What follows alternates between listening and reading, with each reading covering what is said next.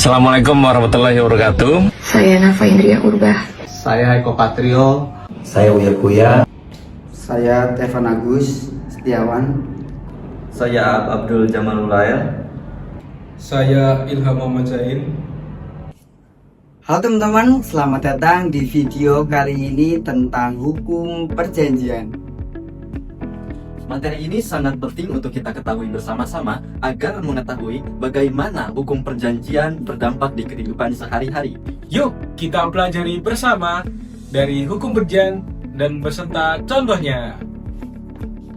Menurut pasal 13 KUH Perdata, perjanjian adalah suatu perbuatan di mana satu orang mengikatkan dirinya pada satu orang lain atau lebih. Artinya, ada dua pihak atau lebih yang membuat kesepakatan untuk menciptakan hubungan hukum yang mengikat. Misalnya, perjanjian jual beli sepeda. Penjual berjanji menyerahkan sepeda tersebut, sedangkan pembeli berjanji menyerahkan uang apabila sepeda sudah di tangan. Jadi perjanjian itu tidak sekedar janji biasa, namun perjanjian menimbulkan hak dan kewajiban. Apabila satu pihak mengingkarinya, maka pihak lain dapat menuntutnya. Buku 3 KUH Perdata mengatur tentang perikatan sebagai hubungan hukum yang mengikat antara dua belah pihak. Pihak yang pertama wajib menerima prestasi dan pihak yang keduanya wajib melaksanakan prestasi tersebut. Hal tersebut tercantum dalam pasal 1233 KUH Perdata. Perjanjian adalah salah satu sumber utama perikatan. Hal itu sebagaimana diatur dalam pasal 1313 KUH Perdata. Contohnya dalam perjanjian sewa rumah, penyewa dapat memakai selama membayar sewa dan pemilik wajib menyerahkan rumah dalam keadaan layak. Jika terjadi pelanggaran, misalnya rumah tersebut tidak diberikan, maka di sana terjadi uang prestasi dan dapat dituntut secara hukum. Di hukum perjanjian terdapat 4 asas utama. Yang pertama, asas kebebasan berkontrak. Asas ini menyatakan bahwa setiap orang bebas untuk membuat atau tidaknya perjanjian. Bebas juga memilih pihak dan siapa yang ingin membuat perjanjian. Dan juga bebas untuk menentukan isi dan bentuk perjanjian tersebut. Hal ini diatur dalam pasal 1338 KUH Perdata. Yang kedua, asas konsensualisme.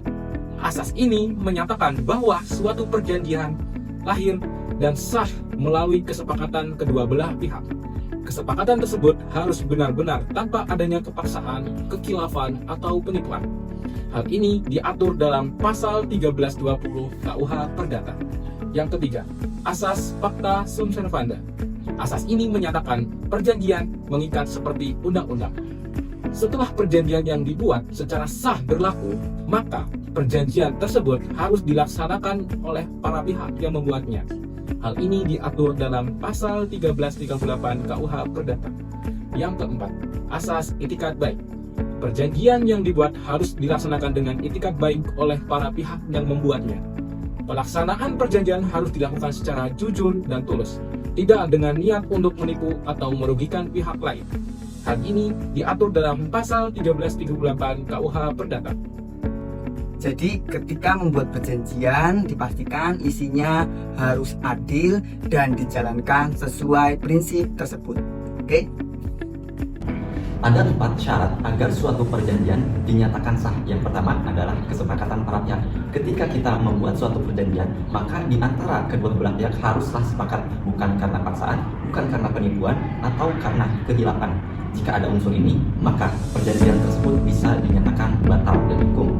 Hal tersebut diatur dalam pasal 1321 sampai pasal 1328 KUH Perdata. Lalu yang kedua adalah kecakapan para pihak. Para pihak yang membuat suatu perjanjian haruslah cakap dan hukum, seperti bukan anak di bawah umur ataupun seseorang yang di bawah pengakuan. Hal tersebut diatur dalam pasal 1330 KUH Perdata.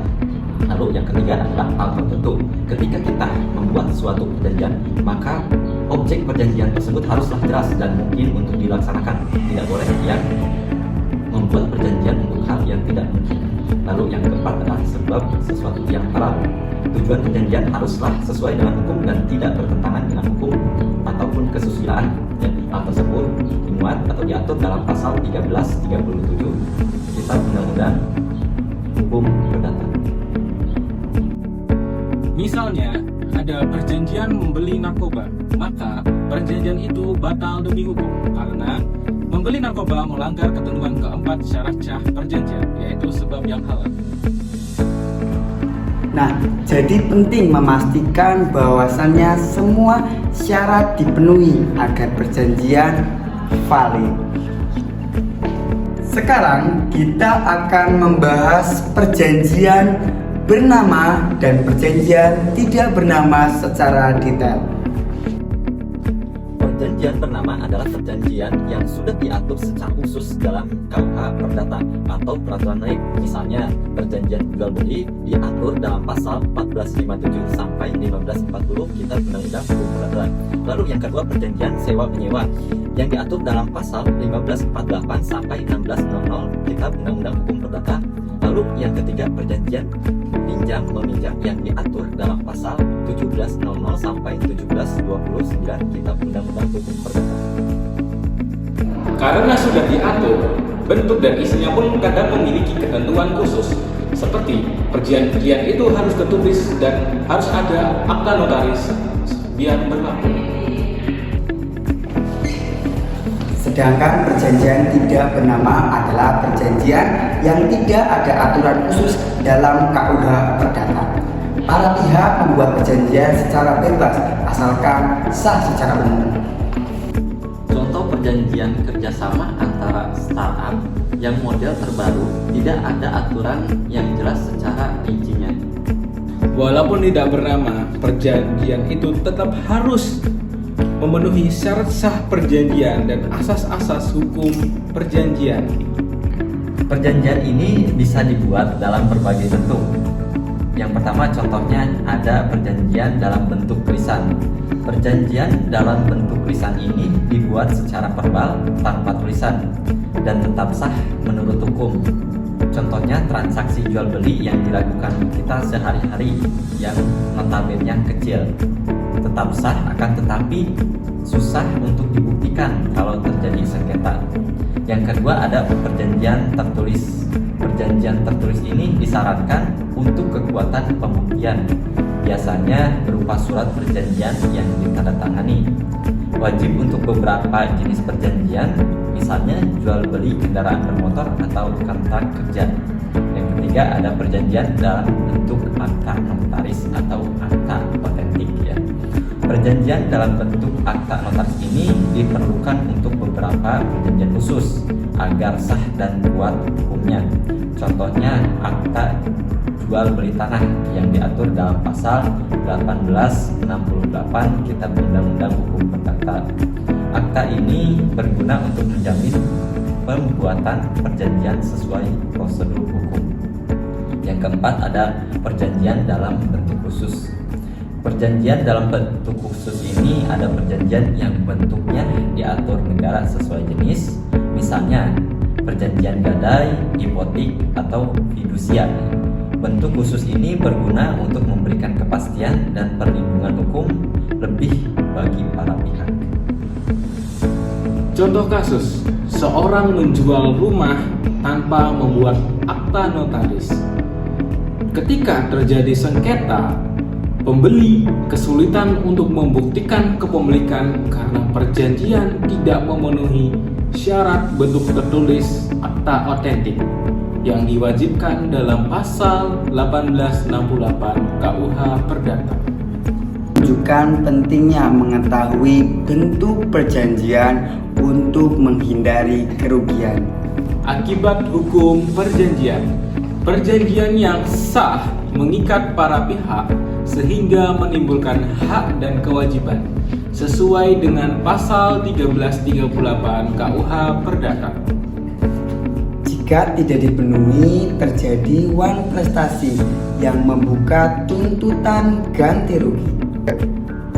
Contohnya penyewa rumah yang tidak membayar selama 3 bulan pemilik dapat menuntut untuk melakukan pembayaran kepada si penyewa rumah atau memutuskan pemutusan kontrak.